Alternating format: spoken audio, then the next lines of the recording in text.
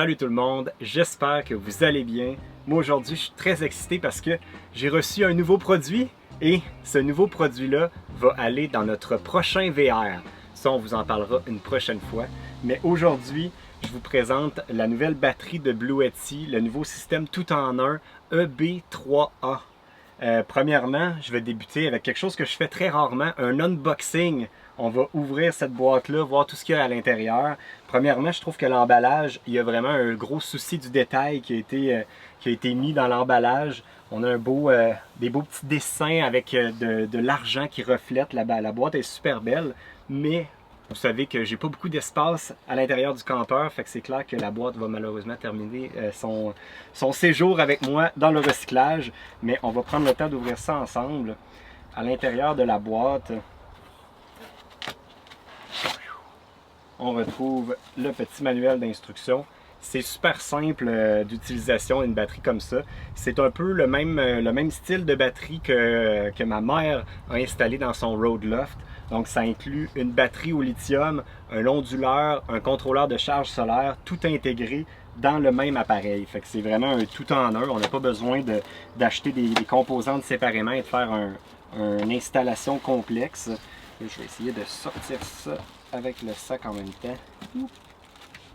Au fond de la boîte, on retrouve le fil de recharge. Fait que c'est aussi simple que ça. Très bien packagé. Le petit fil. Il n'y a pas d'autre chose dans la boîte, fait que ça fait le tour pour notre petit unboxing très simple et efficace. Et maintenant, la pièce de résistance est dans le sac. Ah! Le Blue Yeti EB3A, c'est vraiment un modèle qui est beaucoup plus compact, beaucoup plus petit, avec une plus petite capacité que son grand frère, le AC200P, que ma mère utilise dans son Road Loft.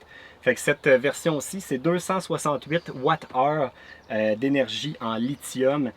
C'est du LiFePO4, la chimie de ces batteries-là à l'intérieur. Fait que ça correspond à 12 ampères-heure. Pour vous donner une idée de comparaison, dans notre campeur, on a 600 ampères-heure dans notre capacité, dans notre banque de batterie au lithium. Fait que c'est quelque chose de vraiment plus basique, plus rudimentaire, qui va nous servir à recharger quoi? Des appareils électroniques, des petits appareils comme un iPad, un téléphone cellulaire, un ordinateur, un MacBook, des trucs comme ça qu'on va pouvoir recharger avec une petite batterie comme ça, mais ce ne sera pas assez fort pour, exemple, une plaque à induction ou un fer à friser pour les cheveux ou des trucs qui nécessitent vraiment beaucoup d'énergie parce que l'onduleur à l'intérieur, c'est un onduleur de 600 watts. Fait que c'est vraiment quelque chose de plus petit, plus rudimentaire, mais dans un format vraiment intéressant et super léger. Ça pèse seulement 10 livres cette batterie-là, fait que c'est vraiment pas très lourd. Au niveau des innovations, il y a deux grandes innovations qui viennent avec cette petite batterie-là. La première chose, avec son format compact, ce qui est intéressant, c'est que pour les petits véhicules où on n'a pas beaucoup d'espace, ça vient avec juste un fil de recharge. Il n'y a pas de grosse power brick qui vient prendre la place d'habitude entre le fil qu'on branche dans notre prise de courant et l'appareil en question. Normalement, il y a une grosse brique, un peu comme pour les ordinateurs portables ou tout type de chargeur comme ça. Dans ce cas-ci, il est intégré dans la batterie, fait qu'on n'a pas un gros fil à traîner. C'est vraiment juste un petit fil qu'on branche dans une prise électrique ordinaire. Pas plus compliqué que ça. Et la grande innovation de cet appareil-là, c'est qu'il y a un mode turbo charging. On peut le recharger de 0 à 80% en seulement 20 minutes à 600 watts. Fait que ça va super rapidement quand on a besoin vraiment d'une charge rapide. Exemple, si on est sur la route et qu'on n'a pas d'énergie solaire qui rentre, ben on peut brancher ça, on l'amène avec nous au resto, on l'amène peu importe où on peut trouver une prise de courant et en seulement 20 minutes, le temps de prendre un café au Starbucks, on repart avec notre batterie qui est pleine charge, on ramène ça à l'intérieur puis on est bon pour recharger nos appareils après ça pendant quelques jours. Fait que c'est vraiment super intéressant à ce niveau-là. Et il y a une panoplie de ports pour brancher tous nos appareils électriques. On a dessus des prises électriques ordinaires sur du 110 qui vont fonctionner sur l'onduleur. On a une prise USB-C, deux prises USB-A, donc des prises USB standards. On a le port ici pour faire notre recharge. On a aussi un port 12 volts, style comme une prise de lighter. Fait que on a un petit peu de tout. On a même une lumière d'urgence qu'on peut allumer ici. Puis on a le petit écran numérique qui nous permet de suivre nos statistiques, donc de savoir le pourcentage de notre batterie, le nombre de watts qu'on a en utilisation, le nombre de watts de notre recharge. Puis il y a aussi, je parlais du mode turbo pour la recharge, mais étant donné que ça va rentrer beaucoup d'énergie à la fois, il y a des fans là-dedans pour garder ça au frais. Si on veut par contre le recharger, mettons pendant la nuit tout près de nous, puis qu'on ne veut pas qu'il soit bruyant, puis qu'on a du temps devant nous, on peut aussi mettre sur le mode silencieux qui va recharger tranquillement sans avoir le bruit du fan en arrière-plan, fait que c'est moins désagréable au niveau du bruit sonore. Puis il y a même aussi un endroit où on peut recharger notre téléphone sans fil. Fait que c'est super simple d'utilisation.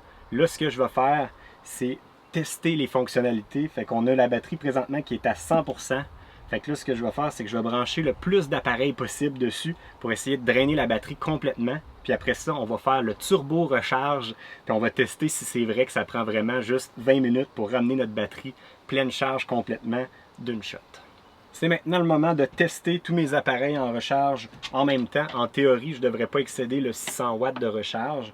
Puis si, en passant, si vous avez des appareils qui sont plus gourmands encore que 600 watts, il y a aussi un mode qui s'appelle Power Lift. On a tout accès à ces modes-là dans l'application mobile en passant. Dans le fond, le mode Power Lift, ce qui nous permet, c'est que si vous avez un appareil qui est plus gourmand que 600 watts, que ça peut aller jusqu'à 1200 watts en autant que ce soit un appareil qui n'a pas un surge de départ, comme exemple un air climatisé ou quelque chose comme ça, où ça va vraiment demander beaucoup de jus au départ, puis après ça se stabiliser comme un compresseur va le faire. Quand c'est quelque chose d'égal tout le long, mettons une petite chaufferette électrique qui va demander toujours la même énergie avec un nombre de watts en bas de 1200, il va être capable de le faire. Par contre, c'est pas quelque chose à utiliser à long terme. Là. Si vous voulez vraiment utiliser une chaufferette à long terme, c'est pas conçu pour ça, mais vous pourriez le faire en exception en utilisant le mode Power Lift. Pour allumer notre onduleur, il suffit d'appuyer sur le petit bouton ici Power. La petite lumière va venir verte et là, ça nous indique que l'onduleur est en fonction et on peut commencer à brancher nos appareils qui vont se brancher avec une prise AC ordinaire. On branche ça. Donc là, ça m'avertit déjà qu'on est en recharge au niveau du petit fer à Valérie qui est le GHD Unplugged. Donc on le recharge avec la batterie puis après ça, on peut l'utiliser sans fil. C'est ce qui est intéressant avec ce petit fer-là. Je vais également recharger l'appareil qui est le plus gourmand que j'ai, qui est mon gros MacBook Pro, qui est ici, qui est présentement vide de charge complètement. On va mettre ça à côté. On va brancher ça ici. Voilà. Pour recharger les appareils qui fonctionnent directement sur le 12 volts ou sur les prises USB-A ou USB-C, il suffit d'appuyer sur le petit bouton Power ici. Ça va devenir vert et donc là ça nous indique qu'on a d'électricité dans nos ports USB dans le 12 volts. Fait qu'on va brancher le iPad en USB-C. L'avantage avec le port USB-C, c'est que c'est une recharge qui est plus rapide. On va aller chercher 100 watts de recharge, fait que l'iPad va se recharger vraiment très rapidement avec ce port-là. Puis pour compléter, j'ai une autre idée. On va pouvoir recharger mon téléphone sans fil sur le petit pad sur le dessus qui nous permet de recharger directement le téléphone. Voilà. Fait que lui est en charge. Puis là, il me reste quoi? Il me reste deux ports. On va faire deux choses. J'ai le iPhone de Valérie. On va recharger dans un des deux ports. Ici. Voilà. Puis, tant qu'à y être, il me reste un dernier appareil Apple. C'est à croire que j'aime les appareils Apple. Il me reste mes écouteurs AirPods qu'on va brancher dans le dernier port USB. Fait que là, on vient maximiser pas mal toutes les prises qu'on a puis les façons de recharger. Il me reste juste le port 12 volts, la prise de lighter qui est disponible en ce moment. Là, on peut voir sur notre écran, je vais juste appuyer ici pour la rallumer. Fait que là, on est déjà rendu à 98%, fait que tranquillement, ça tire du jus quand même, tous ces appareils-là. On voit qu'actuellement, je suis à 150 watts avec tous mes appareils combinés. Fait que j'ai encore du jeu, je pourrais avoir des appareils plus gourmands que ça encore, je pourrais me rendre jusqu'à 600 watts. Là, c'est sûr que si j'utilisais en même temps mon MacBook, ça le ferait travailler plus fort. Puis Val en a un aussi à recharger. Fait qu'on pourrait recharger les deux iPads, les deux MacBook Pro en même temps. Puis on n'aurait pas de problème à utiliser ces appareils-là. Fait que là, il me reste juste à attendre puis à drainer la batterie tranquillement avec tous ces appareils-là. Même si on a une batterie qui a une capacité de seulement 12 ampères-heure, comme on utilise des appareils électroniques qui sont peu gourmands, reste qu'on a quand même une très bonne capacité pour ce type d'appareil-là. Juste pour vous donner une petite idée, pour un iPhone, on peut recharger un iPhone de 12 à 17 fois. Quand je dis une fois, c'est vraiment qu'on peut passer de 100% à zéro de notre batterie puis la recharger au complet. Là. Fait que 12 à 17 fois pour un iPhone. Pour un MacBook, on parle d'environ 5 à 6 fois. Un drone 5 à 6 fois, une caméra 10 à 15 fois. Fait que ça a quand même une autonomie qui n'est pas si mal pour nous autres au niveau de nos caméras, nos appareils pour travailler. C'est vraiment suffisant. Puis quand on pense que ça prend juste 20 minutes la recharger dans une prise de courant, bien, ça nous donne quand même un bon range, une bonne autonomie après ça quand vient le temps de recharger nos petits appareils électroniques. Au niveau de l'écran d'affichage, très simple pour consulter, puis très intéressant de pouvoir suivre les statistiques en temps réel. Donc là, on peut voir que ma batterie, avec tout ce que je recharge, est rendue à 88%. On peut voir que dans 1.4 heures ou 1.5 heures, ça c'est l'algorithme s'ajuste tout le temps, selon l'utilisation qu'on en fait. Dans 1.5 heures, notre batterie va être rendue à 0%. On peut voir de l'autre côté à droite le nombre de watts qu'on a en utilisation. Donc là, présentement, 149 watts. On peut voir que mon côté AC et mon côté DC est en utilisation présentement. Puis de l'autre côté, c'est là qu'on va voir ce qu'on a en entrée, donc l'input en termes de watts au niveau de la recharge. Là, présentement, je ne suis pas branché dans rien, fait qu'on est à 0. Mais comme je disais auparavant, on a aussi un contrôleur de charge solaire d'intégrer. On peut aller jusqu'à 200 watts de panneaux solaires qui pourront servir à recharger notre petite batterie ici. Il y en a en vente sur le site de Blue Yeti, entre autres, mais ça peut être n'importe quel type de panneaux solaires qui sont compatibles avec la batterie. Il y a un petit fil d'adaptateur qu'on peut se procurer pour brancher nos panneaux solaires. Puis on peut être vraiment 100% autonome avec cette petite batterie-là, puis des panneaux solaires qui soient fixes sur notre toit de VR ou soit des panneaux solaires portatifs jusqu'à 200 watts. Fait que ça peut recharger quand même assez vite notre batterie là, avec 200 watts de panneaux solaires. Puis quand on est en mode turbo à 600 watts, là on recharge vraiment hyper rapidement quand on est branché dans une prise de courant.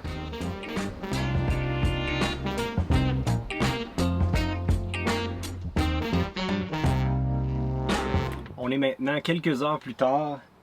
Tous les appareils sont rechargés. J'ai même été obligé d'ajouter à ma liste une autre GoPro, une GoPro 360, la manette du drone, puis tous les autres appareils sont rechargés au complet. Puis là, on est rendu à 3% au niveau de notre batterie. Idéalement, dans un monde parfait, on ne descendrait pas aussi bas que ça avec une batterie comme ça dans le petit manuel d'utilisation. Ça dit d'idéalement la garder au-dessus de 20% en tout temps. Par contre, comme c'est du lithium, ça ne va pas l'endommager nécessairement de faire ça.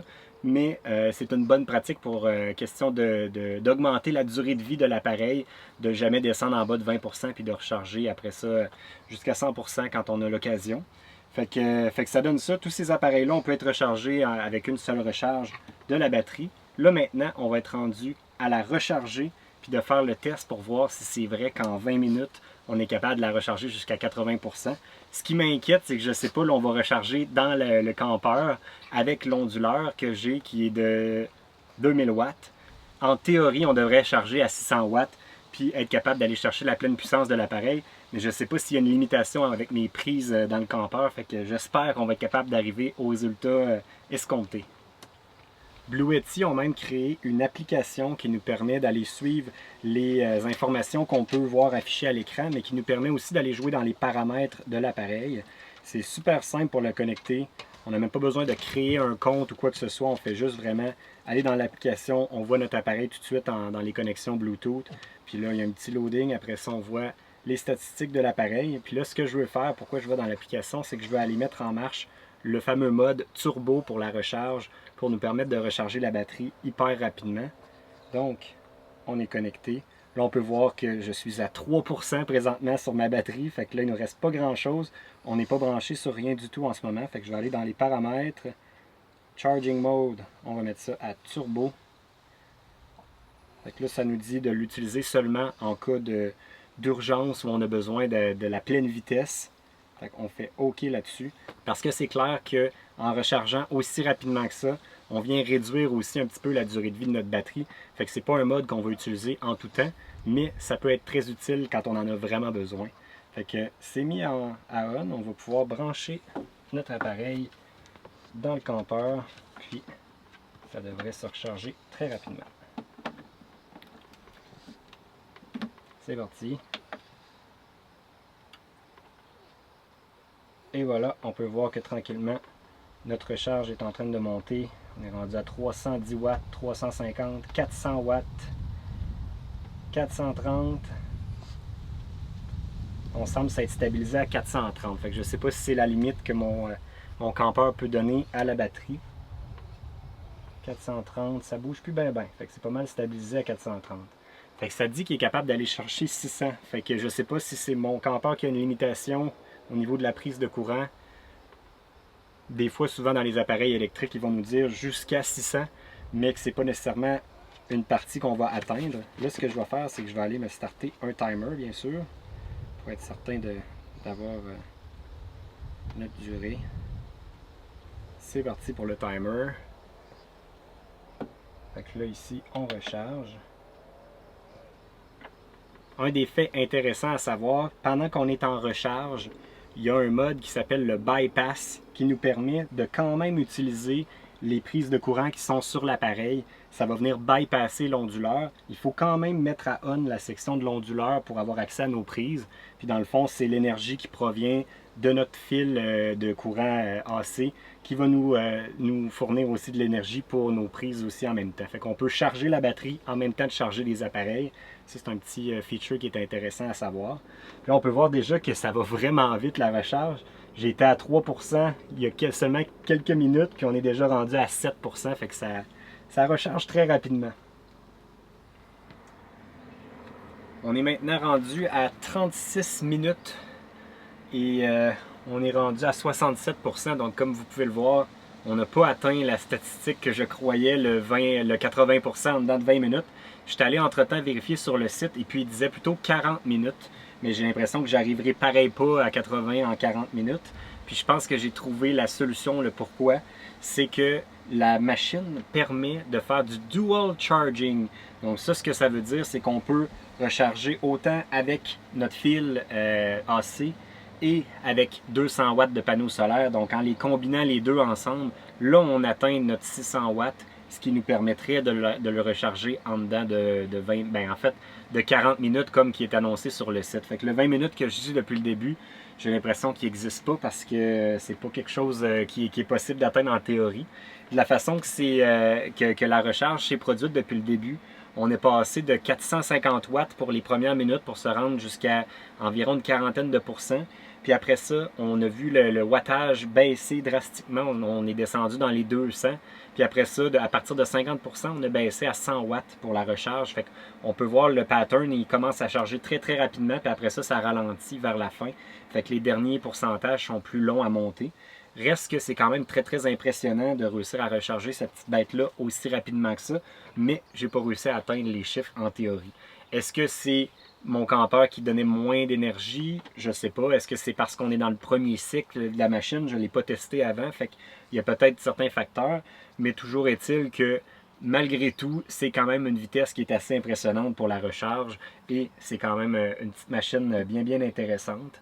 Si j'avais à dire un défaut que j'ai trouvé personnellement, je ne sais pas si tout le monde ça va s'appliquer à vous, mais moi de mon côté, la petite lumière, je ne suis pas sûr de me servir vraiment de ça. Je pense pas que c'est un gadget qui est vraiment si utile que ça. Normalement, ce genre de batterie-là, dans un VR, on va mettre ça caché à quelque part au sol. Fait que la lumière ne servira pas à grand-chose. Puis, à la place, ce que j'aurais fait, c'est que j'aurais utilisé l'espace de la petite lumière ici pour venir mettre la deuxième prise de courant au-dessus, au lieu de les mettre côte à côte en bas. Parce que quand on arrive avec des chargeurs qui ont des grosses prises comme ça, puis qu'on branche ça dans une des prises, ben l'autre prise est quasiment condamnée parce qu'on n'a pas d'espace. Fait que là, on se retrouve à être obligé d'avoir une power bar pour brancher tous nos appareils, ce qui nous fait encore des objets de plus et des bouts de fil de plus qu'on essaye d'éviter justement avec une petite machine comme ça, qui est tellement légère, petite, compacte, qu'on ne veut pas avoir des fils supplémentaires. Fait que si j'avais quelque chose à modifier, ce serait ça. Mais autrement, pour le format, pour le poids de seulement 10 livres, pour la recharge rapide, je pense que c'est une petite machine qui est bien, bien intéressante. Si jamais ça vous intéresse de vous procurer le Blue Yeti EB3A, je vais mettre toutes les informations dans la description de la vidéo, fait que le lien pour l'acheter, puis si jamais il y a des codes promo ou quoi que ce soit, je vais les updater en bas dans la description. Fait que sinon, ben moi, ça fait le tour. Si vous avez des questions par rapport à la petite machine, n'hésitez pas à le faire dans les commentaires. Puis nous autres, on se dit à la prochaine. Bye tout le monde!